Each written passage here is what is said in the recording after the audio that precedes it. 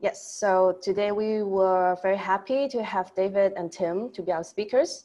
So they're respectively the CTO of ICANN and Tim is the CISO of the Cheung Kong Hutchison Holding. So as well as Alban, the East Asia Regional Director of CSC Global joining us. Okay, so the first part of this webinar would be David sharing his insights and and then we will have a panel discussion with Tim joining and Alban joining as well. So without further ado, let's have Wilson to have his, a little bit of his welcoming speech.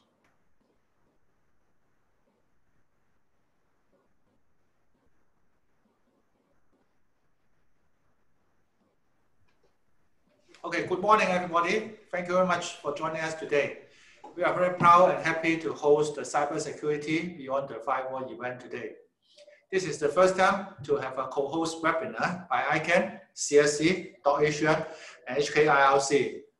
We are delighted to have a CTO of ICANN, David Conrad, and Chief Information Security Officer of Cheung Kong Hutchison Holding, Mr. Tim Archer, East Asia Regional Director of CSC, Alban Guan, and CEO of DotAsia, Mr. Edmund Zhong, here with us today.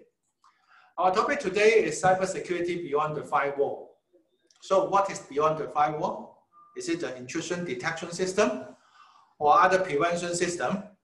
Actually, none of them. Today, we are going to talk about the domain name system. Domain name system is not a new thing, but it is the cornerstone of how the internet operates. Every time you try to type domain name in your internet browser, it will refer a DNS server to find a corresponding IP address for you. Although domain name system is just a small part of the internet, it ensures the best browsing experience of the user. What if the domain name system is not working or hijacked? It definitely will affect the business operation, such as website, mail server, and other internet connection. This kind of incident left bad impression to your customer and your corporate image. Regardless of the size of your organization, the creation and protection of your online presence are very important, as it is your online access.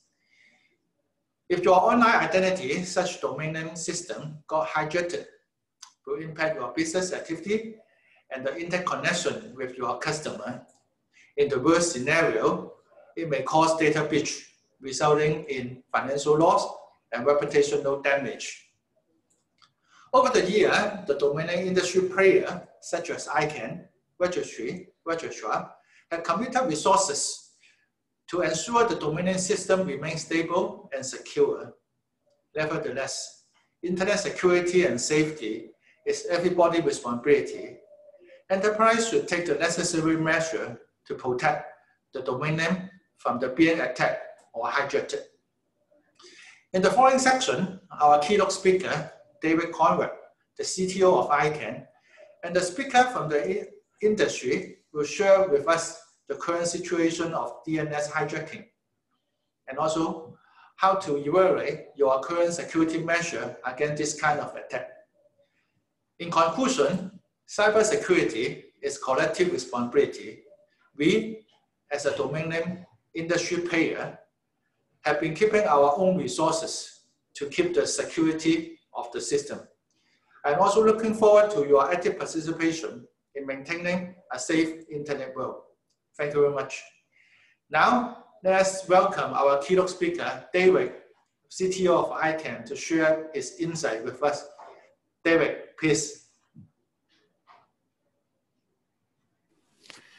Thank you very much, Wilson. And thank you, everyone, for allowing me to speak to you today. I'm David Conrad, ICANN's Chief Technology Officer, and going to talk to you a bit about the security of the DNS ecosystem. I guess if we could have the slides up.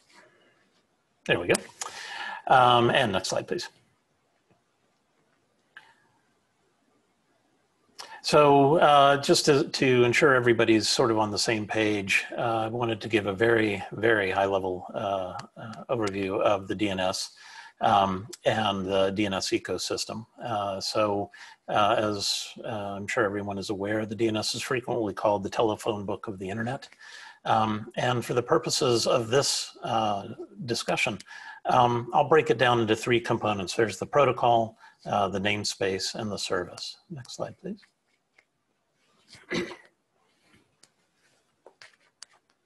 So the DNS protocol is quite old. It was invented in 1983, actually the same year that I started doing internet stuff myself, by Dr. Paul Makapetris. That's his picture down there on the lower right corner, working within the Internet Engineering Task Force, which is the folks that define all the standards associated with the internet.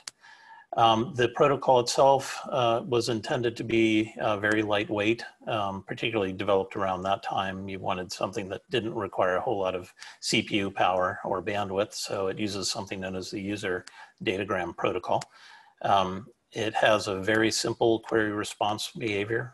You ask a question to a server, or actually a series of servers, and you get back a response. And the response is one of, here's the data, or I don't know, ask to a different set of name servers, or the name or information doesn't exist, or an error occurred. Since 1983, there have been a very large number of extensions and modifications to the DNS, to the protocol and how the protocol is implemented. Usually those are aimed at improving efficiency, security, or functionality of the DNS. And even today, within the IETF, there are a number of efforts aiming at improving the DNS for sort of corner cases or various areas in which the community feels the DNS needs to be improved. Next slide, please. The namespace, I'm sure everybody's familiar with this sort of the concept of the inverted tree. The DNS, all the names within the DNS are derived from a singly rooted hierarchical tree of labels that are separated by dots. The labels themselves can be up to 63 bytes long. And if they're being used as a host name, a site that you would go to or something that you would generally type in, they have to be only consist of letters, numbers, and a hyphen. And you've probably experienced internationalized domain names. They are also actually just letters, digits, and hyphens, but they're encoded using something called Punycode, which translates the Unicode labels into something that fits within the DNS and the hostname context. And each sort of key design requirement of the DNS in order to allow it to scale was that each branch of the domain name tree can be independently administered. So .com is administered by someone different than .ru. Example.com is administered by someone different than com. The top of the tree is called the root, and it's administered by ICANN under the authority of the empowered community. It used to be, a long time ago, all of 3 years ago, or 4 years now, the ICANN operated the root under a contract with the US government.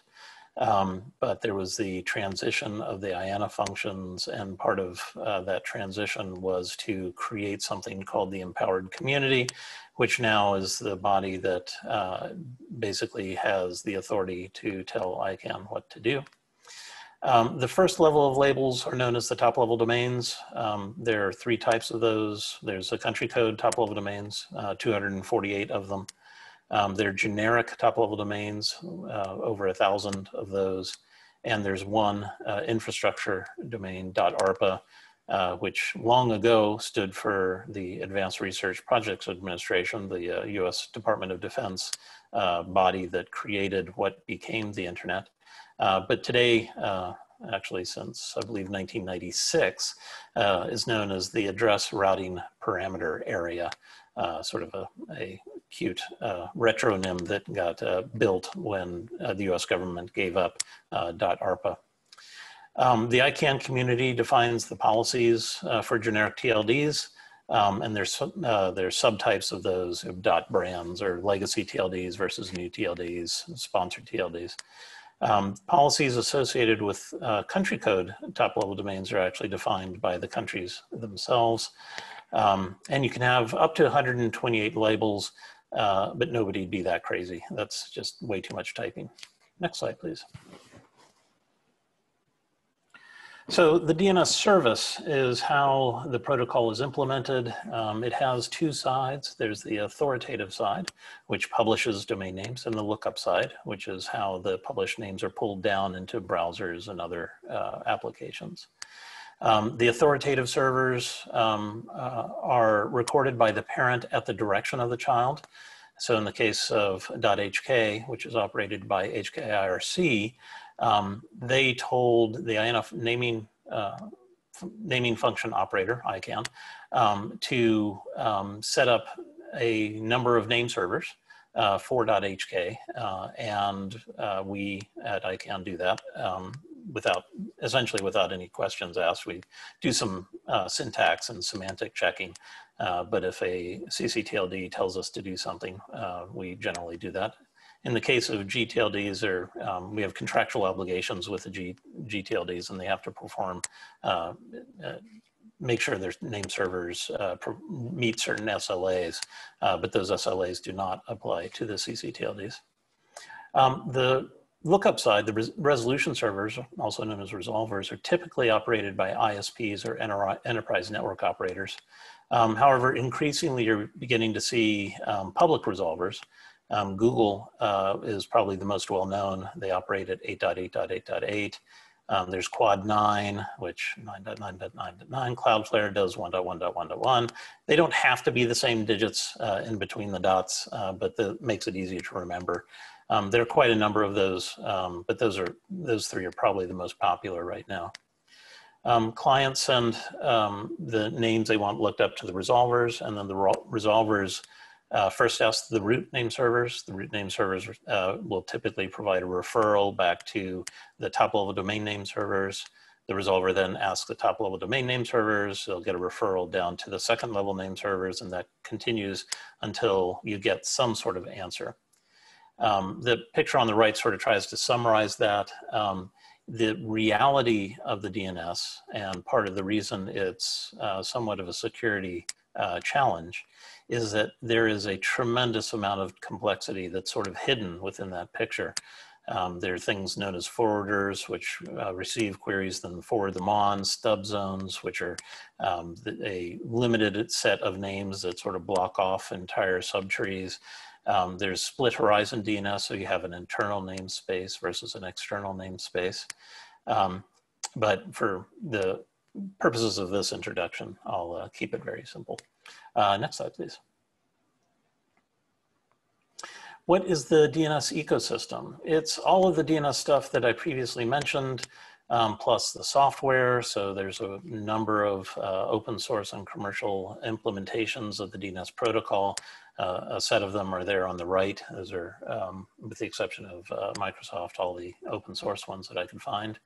There's the provisioning side, which in the ICANN world has been sort of partitioned into the registry, which creates the namespace, the registrar, which sells domain names to registrants.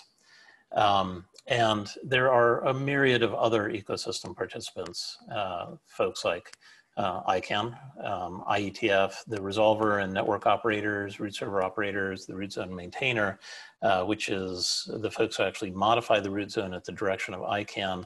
That function is currently performed by VeriSign. There are domain resellers, DNS hosting providers. All of these folks play an important role in DNS ecosystem security. Next slide, please. So this is, getting into the more interesting bits for the purposes of this talk. As Wilson mentioned, the DNS is a critical component of the internet, and the DNS ecosystem is very large.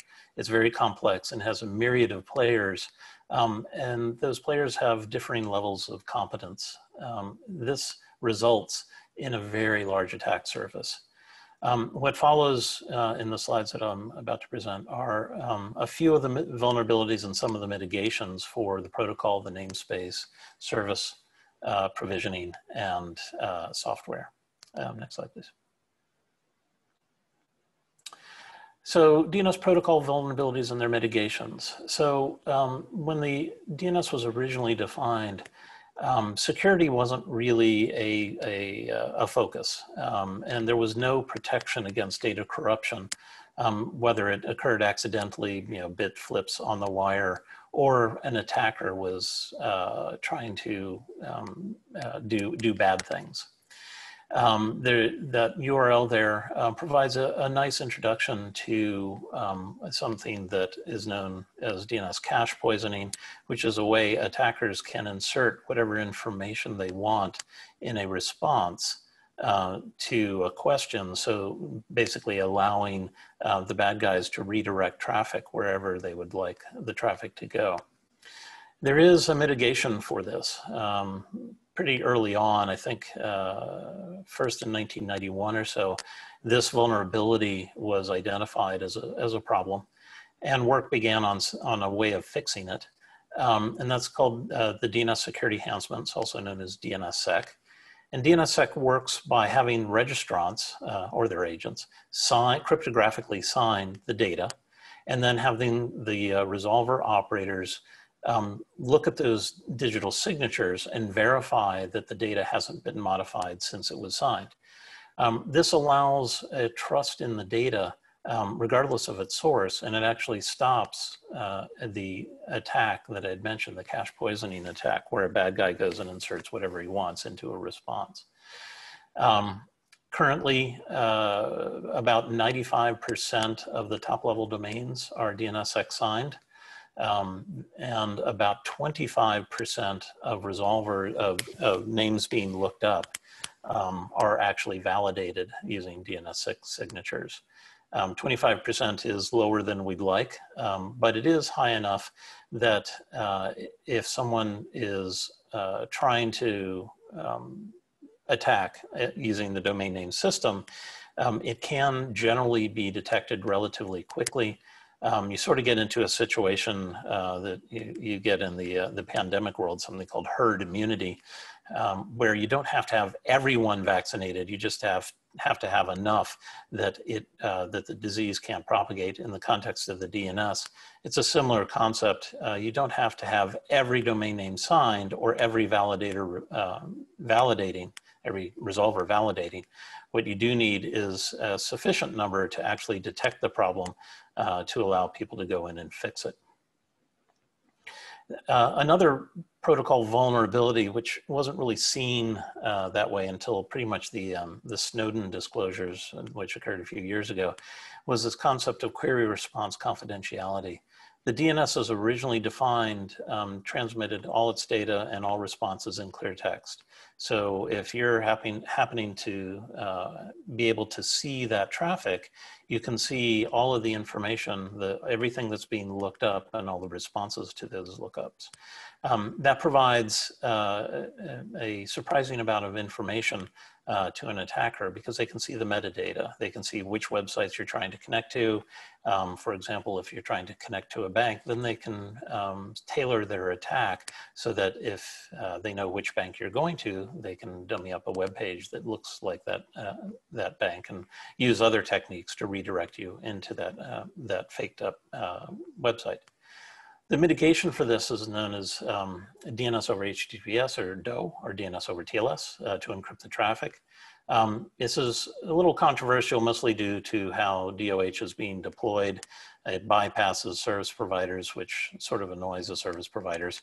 It also has the effect of bypassing like parental controls and that sort of thing within a site, which can annoy parents. So it has been a bit controversial. Next slide, please. Looking at DNS namespace vulnerabilities, there are a couple of classes of risks. One is the homoglyphs, which are one or two characters or glyphs that appear identical or at least very similar. So Amazon.com versus Amazon.com in that on that slide are actually reference very different sites. The first one is Amazon.com. The second one, if you look at the middle A, you'll see that it looks slightly different than the first A, and that's because it's actually a Cyrillic A, the written language in Russia and countries like that. So unless you're looking very closely, then you may get redirected into the wrong website. Similarly, there's gmail.com and gmail.com, and I'll leave it for people looking at the slide to figure out which character is being misrepresented in the second domain name.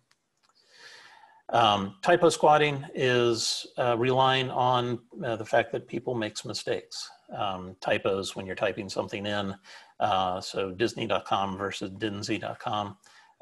These typo squats are ways in which people can get redirected, similar to the case with homoglyphs.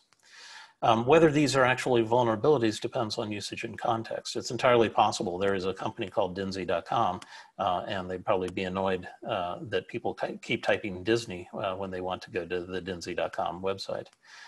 Mitigations for this, unfortunately, there aren't really any good mitigations. You have to rely on users to make use of user interfaces that make the use of IDNs apparent. Most browsers kind of do this, but it sort of defeats the purpose of internationalized domain names. Internationalized domain names were created in order to make it easier for people who aren't cognizant of domain names to use labels that they're familiar with in their local scripts. If you then don't allow those to be displayed because they can be used in a homoglyph attack, then the point of the IDN sort of goes away. Registries and registrars can limit what can be registered. In ICANN, there are contractual obligations that try to do this. Within CCTLDs, ICANN contracts don't apply, so that's an ongoing issue. Ultimately, end users must remain vigilant. You just have to watch where you're going. And if you see a padlock, make sure it's a green bar as opposed to a non-green bar. If it's a non-green bar, then you check to see if the certificate is actually going to the name that you want it to. It's very complicated and will undoubtedly continue to be a problem moving forward. Next slide, please. Service vulnerabilities, there are a number, redirection, changing domain name servers to point to attacker-controlled authoritative servers. This is mitigated using DNSSEC, as long as the resolvers are actually looking at names that have been DNSSEC signed. Resolver hijacking causes the DNS queries to be answered by an attacker-controlled resolver. Again, if you run a DNSSEC validating resolver, then it addresses that particular problem. But there have been cases where people are able to break into the home routers and change the configuration so that the resolver is hijacked to point to an attacker-controlled resolver. In those cases, obviously validation is not going to help you any. And of course, there's always denial of service. That one is very common these days. There are services on the internet that you can, pay money and denial of service attack, their stressor or load test services. There's a couple of mitigations. The obvious one is to use a denial of service mitigation service. You could also, if you have the resources, deploy multiple servers using something called Anycast routing techniques. It's also worth noting that the DNS itself is frequently used as a denial of service vector because it has a lightweight protocol that doesn't require a connection to be established. You can spoof the return address and then use the DNS to attack whoever you'd like. Next slide, please.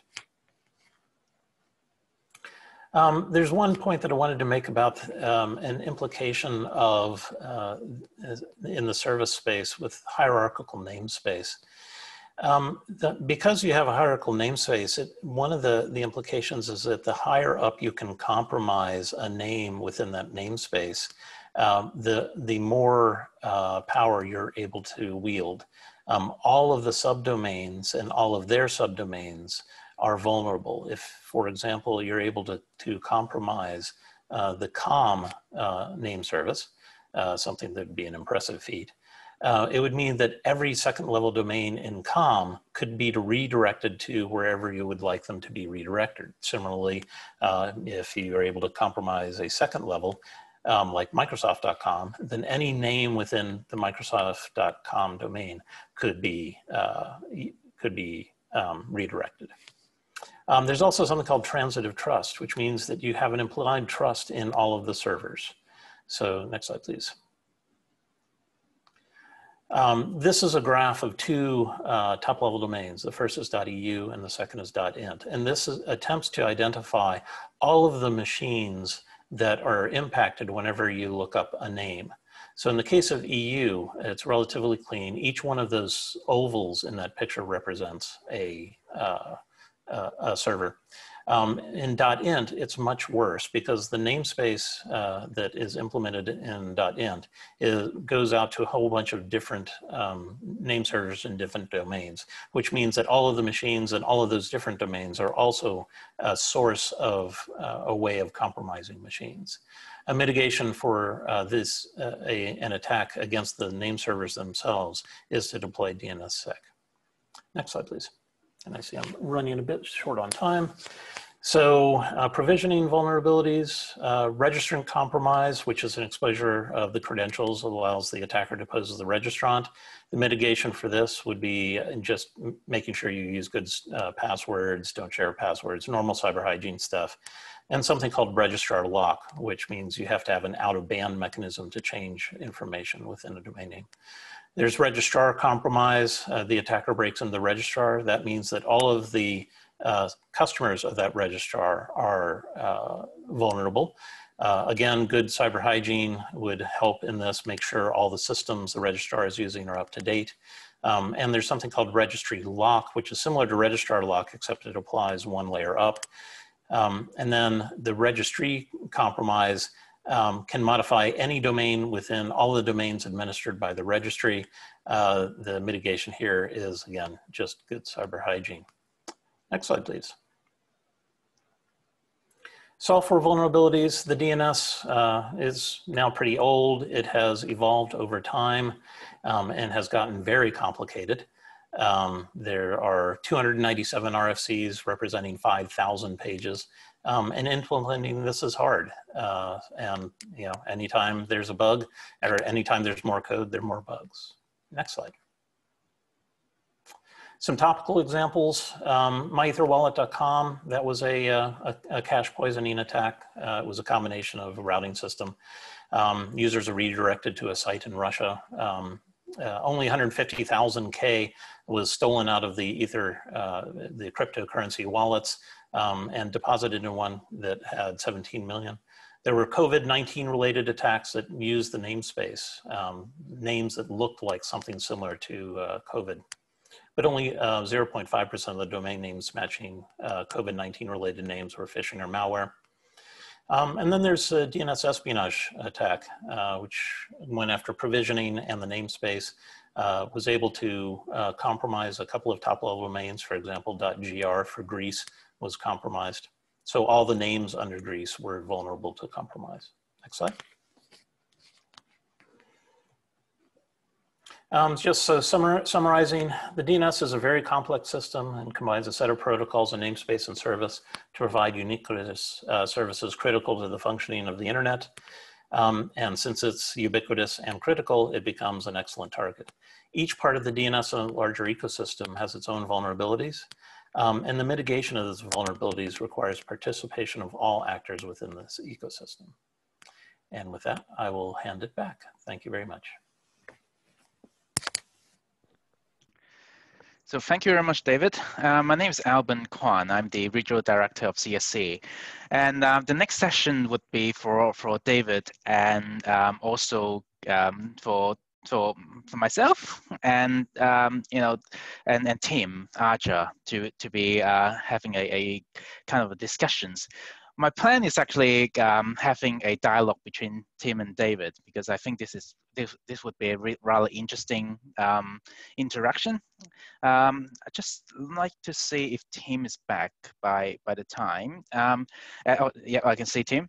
So what I want to say is that I'm hoping that I don't even need to jump in. If Tim have enough questions to facilitate dialogue, then I'll stay out of it. But if required, certainly I'll help facilitate some questions, and I also take questions from the audience as well. If any of the audience you have any questions at all, please feel free to type in the chat, and I'll help ask those questions to Tim and David as well. So well, with that, Tim, maybe I can just pass to you and see if you have any comments on questions, and especially how what David mentioned apply in the real business well. That would be interesting things for us to know. So, Tim. Sure. Yeah. Look, thanks for having me, Alvin, and thanks for joining, David. Look, certainly very interesting discussion and very good summary of the highlights and the key issues. I'd be interested to know if there's any data on sort of how many businesses are using things like the registrar locks and the registry locks level of adoption, and particularly if there's any particular factors around a business that encourages them to adopt those particular technologies.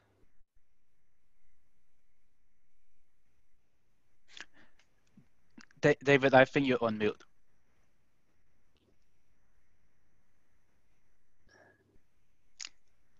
You're still on mute. There we go. Sorry about that. Yeah, so we don't, within ICANN, have statistics in that space. I know that most registrars offer registrar lock as a service, in many cases a no-charge service to their customers. It's relatively straightforward to offer. It has somewhat limited benefit because if the registrar itself is compromised, if the registrant's account is compromised, then they can go in pretending to be the actual real owner and turn off registrar lock. But it does prevent someone from coming in externally and trying to change those names without having a out-of-band communication with the domain owner. In the case of registry lock, it's less common because everyone implements each of the registries implements the registry lock differently. Most registries do have a way of allowing their customers to say, no one, don't make any changes to my domain name unless you hear from me explicitly. Don't allow the registrar to change without contacting me. But in many cases, it depends on the size of the registry, whether or not that's something that the registry will make commonly available or only to sort of their high value customers. So it's an area that, particularly as a result of the attacks known as DNS espionage or sea turtle, is increasingly an area that we're trying to encourage registries and registrars to implement. There are business reasons why folks don't implement them, but they would be very helpful if they could be implemented. Do you think things like registrar locks and registry locks are enough in terms of controls around DNS, or do you think there's more that we should do? I think there's always more that can be done. In many cases, one of the things that I've been pushing for as much as I can is to try to have everyone do multi-factor authentication, preferably with a time-based system as opposed to SMS, but even SMS would be helpful. One of the things that we've run into quite frequently is a relatively high level of ignorance about how the DNS works, how the DNS system, particularly the hierarchical namespace, the implications of the hierarchical namespace can impact security, and what happens if a name server gets compromised, what can happen when a name server gets compromised. So these are areas that we've been trying to promote. ICANN has, my boss, the CEO, has in his goals this year, the creation of something called the DNS Security Facilitation Initiative. And the intent of that is to collect best practices, information, tools, techniques for the DNS community in the entire ecosystem to sort of improve the security of the DNS. Alvin, did you have some questions you wanted to ask? Yeah, well, there is indeed questions, but I actually want to give you some stats as well, Tim. It just happens that we have conducted a study a couple of months ago on the FOPS 2000 and the security level of the FOPS 2000 companies, and one of the factors that we look at is indeed registry lock adaptation.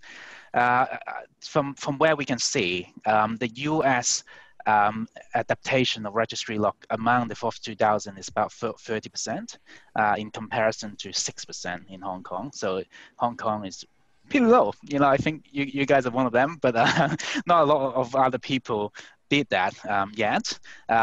In terms of US financial sector, about 50% actually implemented registry lock compared to 0% in Hong Kong. So I think we as a whole are falling slightly behind. But let me also ask a questions from the audience as well. Alex asked a question, how to build a secure DNS server. Any comment from both of you? So, do you want to go? Yeah, sure. DNS servers, as I mentioned in my slides, have become very complicated. They're very large pieces of software these days. I think Bind, which is one of the more common name servers, is probably upwards of around 1 million lines of code now. The first, obviously, get the name server software from a reputable source.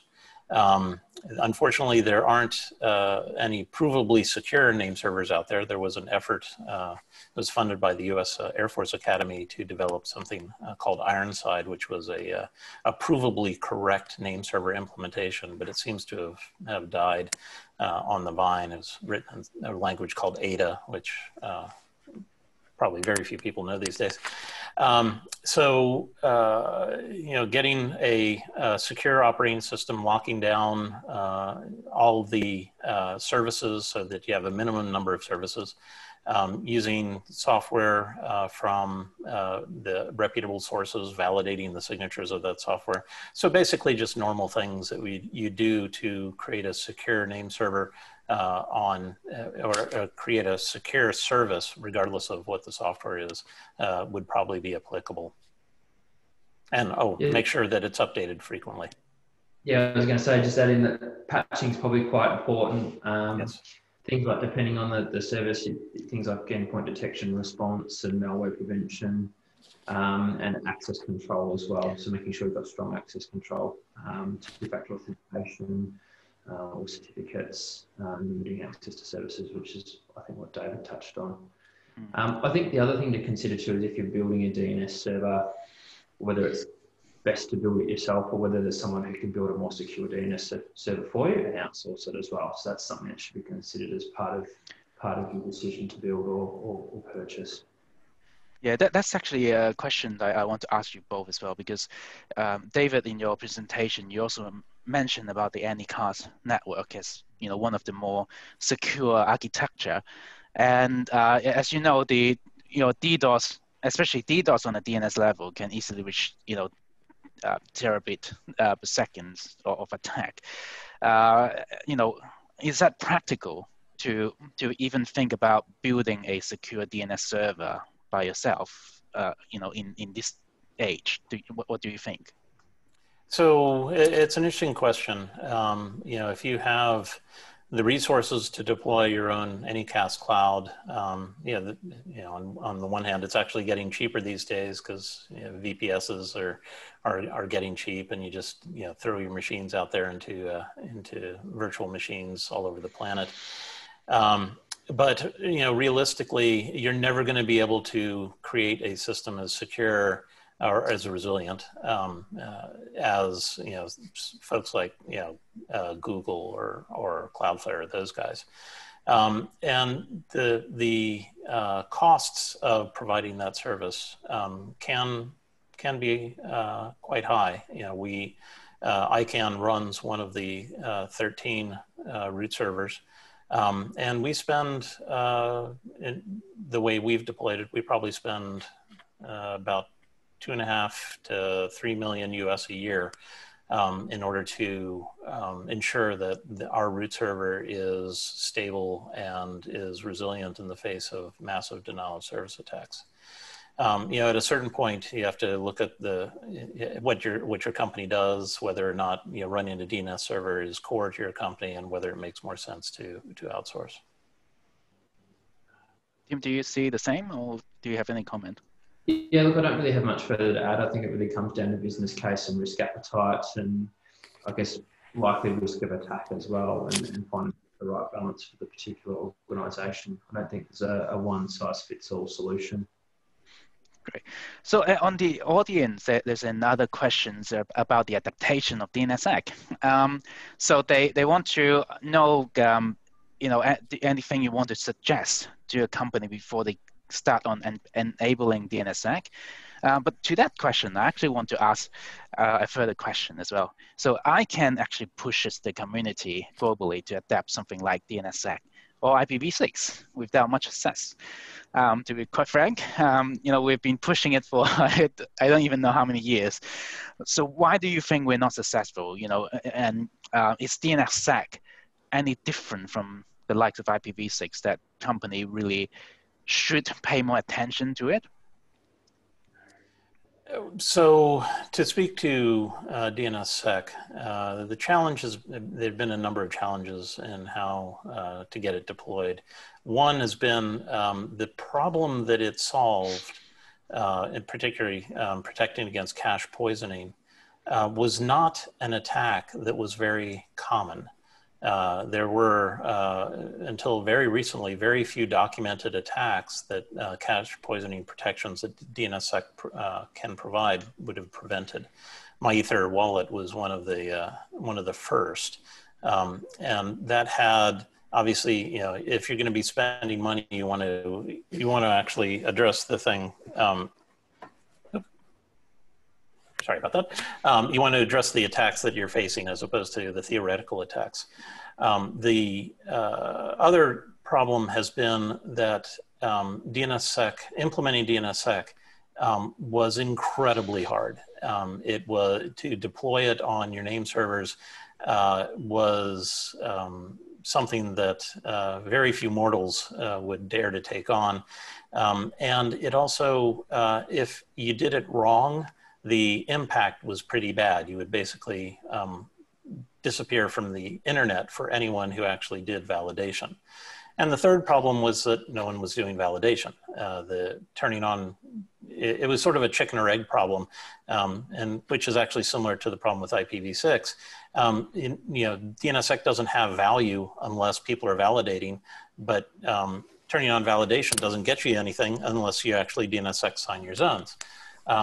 So we've at ICANN recently transitioned or sort of pivoted to try to encourage people to turn on validation, because it's a lot easier, a lot less risky in terms of if you make a mistake, nothing significantly bad will happen, and it's easy to fix. And to try to increase the value for folks who are actually signing their zones. As I mentioned in my slides, and I also should say that we also contractually require the GTLDs to sign their zones. So that's caused, all of these are attempting to break out of the chicken or egg problem. In the case of V6, it's a sort of a similar problem. There are not a lot of sites that you can't get to with V4 which means that there's no real incentive to migrate away from v4. And since there's no incentive for people to migrate away from v4, there's not a whole lot of incentive, or there hasn't been until relatively recently, a lot of incentive to move to v6. That's changing a bit with the runout of IPv4. Now the spot price for IPv4 addresses on the market is around $22 to $25 US per IPv4 address. And that's resulting in some encouragement to deploy v6 because v6 is still essentially free. You just need to become an RIR member. So I hope that answers the question. Yeah. Tim, do you have any comments on that?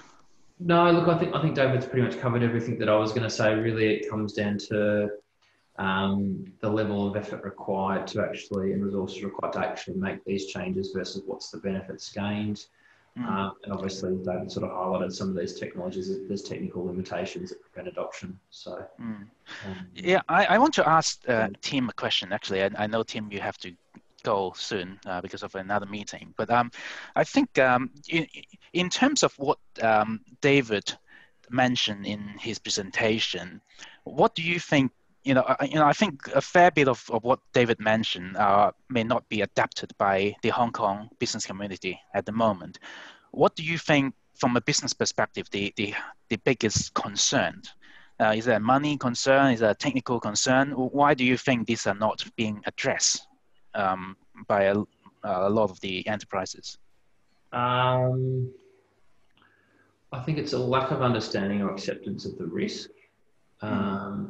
I think we have a tendency to take on a bit more risk than probably what the Western world does. And that's probably why the US is a bit more risk adverse. Whereas I think in Hong Kong, we tend to take on a bit more risk, which is why we're less concerned about these issues and less willing to invest in fixing them. Do you think this is coming from a real comfort of the risk not applicable, or is it just a lack of knowledge? Is that what do you think would that be? Look, I think probably it's a lack of cyber maturity as a whole and technology maturity as a whole in Hong Kong. I think we've probably fallen a little bit behind where some other parts of the world are in terms of our understanding of these technologies, and I think as we mature, it'll become more important. Great, thank you. I actually want to ask this to David as well. Like, Hong Kong is an international hub in Asia, an important one. And in your deck, you also mentioned the DNS espionage attack by the C-Turtle group. That's a state-sponsored attack, a massive undertaking actually. And certainly Hong Kong is kind of catching a political epicenter at the moment. So what would be your advice in terms of for Hong Kong business community to improve their overall cyber healthiness, especially related to the internet related cybersecurity that you mentioned before? So back when the DNS espionage C-Turtle attacks were occurring, we actually did an advisory out to our community, basically suggesting a set of steps that they could take to basically harden their systems. And a lot of it really boils down to basic cyber hygiene, making sure your systems are patched and updated, making sure that if you can, move to multi-factor authentication, that sort of thing. I think, unfortunately, the reality is that if a state-based actor is targeting you, your chances of defending against that attack are minimal. The best you can probably hope for is that you get notification that the attack has occurred, that you've been compromised, so you can take appropriate actions to deal with that. Notify your customers, notify, in the case of a registry or a registrar, make sure that you have sufficient notification, sufficient monitoring to ensure that when name servers magically change, that you at least are aware of those changes as they occur or soon after they occur. there have been a number of efforts in places like the UN and elsewhere to define rules of cyber norms, right? The mechanisms to try to discourage state-based actors from going against underlying infrastructure, such as the DNS. And there have been a number of advisory groups that have come up with, the concept of the public core of the internet, of which the root and top-level domains are typically placed. Unfortunately, those don't seem to get a lot of traction because cyber attacks, particularly state-based cyber attacks, are very hard to defend against and also very hard to attribute. So it's hard to figure out who's actually attacking you. In the case of the Sea Turtle and DNS espionage attacks, there are some suspicions about who attacked, but there is no concrete proof. No one's admitted to it, and it's unlikely they ever will. So the best that I can recommend these days is to just try to tighten things down as much as you can and ensure that you have monitoring and observation of your critical systems sufficient and out of band sufficient that if an attacker is able to compromise, that you're at least aware of it. Great, thank you very much. I think we are almost time. So before I pass on to admin for closing, Tim, do you have any last comments do you want to make? No, just thank you for the session. Obviously, hopefully everyone found it insightful, and thank you, David, and thank you, Alvin, for your parts and for attending. All right, thank you very much. Admin, I'll pass on to you.